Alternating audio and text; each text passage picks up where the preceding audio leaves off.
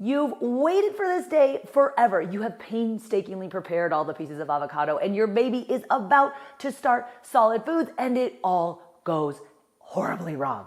Welcome to the world of introducing solid foods, where every innocent bite has the potential to unleash a series of unexpected disasters.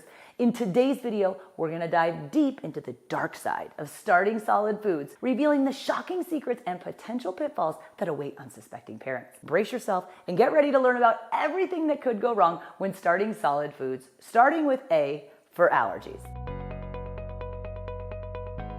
Hi, I'm Katie Ferraro. I'm a registered dietitian and mom of 7. I specialize in infant feeding and I know a lot about introducing allergenic foods and allergenic reactions. So all drama aside, what do you do if your baby has an allergic reaction to food? First of all, the only way to know if your baby is going to be allergic to a food is to feed your baby that food. It's really hard to know exactly what % of infants are allergic to food, but the only thing you can do to lower your own baby's risk of food allergy is to feed them those allergenic foods early and often. There are 9 foods that account for about 90% of food allergy in North America, and we refer to them as the Big 9. So the Big 9 allergenic foods are peanut, cow's milk, egg, tree nut, fish, shellfish, wheat, soy, and sesame. I have tons of videos about how to safely introduce potentially allergenic foods here on my channel, so be sure to subscribe and get notified when new videos are live. Now, if your baby is going to have an allergic reaction to food, the vast majority of allergic reactions will occur within minutes and up to no more than 2 hours following ingestion. So signs of allergic reaction almost always involve hives on the skin, which are raised red, itchy patches. And that skin involvement is almost always accompanied by another sign of an allergic reaction, which includes difficulty or labored breathing, changes in temperament, swelling, vomiting, or diarrhea. So if your baby has an allergic reaction to food, call your pediatrician or take your baby to the emergency or urgent care facility where they will be administered an epinephrine shot. You will be advised to follow up with a pediatric allergist for testing and possible diagnosis. I know feeding your baby a food that could potentially cause an allergic reaction sounds scary, but death from anaphylaxis in infancy from food, it's almost all but unheard of. If your baby's allergic to a food and you get a diagnosis, then you don't offer your baby that food moving forward. But you don't know until you try. So be sure to offer your baby the allergenic foods early and often to help lower the risk of food allergy down the road. Every parent is scared that their baby is going to choke.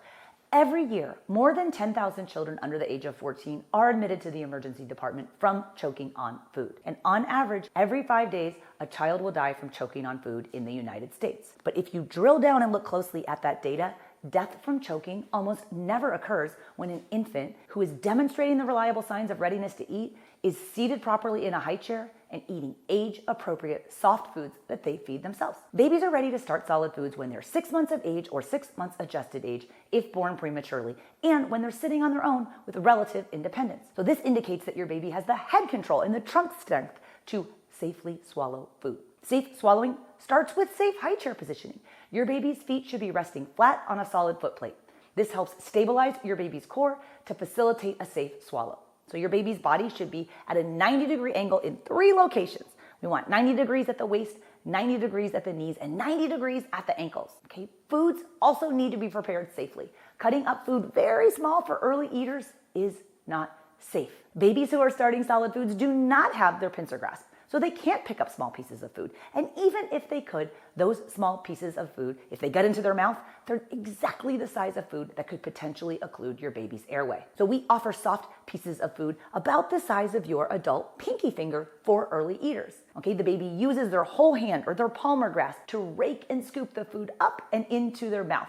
Okay, the baby is the one driving the eating experience and pacing and maneuvering that food around their mouth in a way that is safe for them to eventually learn how to chew and swallow it. If you want more information about preparing food safely for your baby, I teach a free 1-hour online video workshop called Baby-Led Weaning for Beginners. Everybody on this free training gets a copy of my original 100 First Foods list. You can sign up for this week's workshop times at babyledweaning.co. Another fear factor when starting solid foods is the worry that your baby won't be getting enough iron. The iron that your baby got at the tail end of pregnancy starts to dip when your baby is around 6 months of age. Whereas breast milk or formula have provided all of the nutrition your baby needs, including the iron up until 6 months of age, iron starts needing to come from outside sources like solid foods around that 6-month mark. And so parents stress about iron because they're worried that their baby's not getting enough iron early on because they're not actually eating that much food early on. But here's the deal. Most of your baby's nutrition will continue to come from breast milk and or formula even when you start solid foods. It is a good idea to get in the habit of offering your baby iron-rich foods as part of the weaning diet. Both plant and animal foods have iron, and you can make safe versions of all of these foods, including lots of different types of meat that your baby can learn how to feed themselves. So you do not need to force feed iron-fortified white rice cereal to get your baby to eat. In fact, most major health bodies recommend against the regular use of rice foods for babies because of the potential for arsenic toxicity. So there are many other wholesome foods like whole grains and plant and animal protein foods that contain iron that you can help your baby learn how to safely eat. My 100 First Foods list has over 30 iron foods on it. And if you don't have a copy of that yet, sign up for that Baby-Led Weaning for Beginners workshop at babyledweaning.co to learn more. And you can stop stressing about things like allergic reactions, choking on food, and wondering if your baby is getting enough iron. I know that starting solid foods can be a scary time, but you should also know that your baby needs to learn how to eat real food. You can't just feed them purees forever. Face your fears and help your baby learn how to eat real food. You can do this. Happy feeding.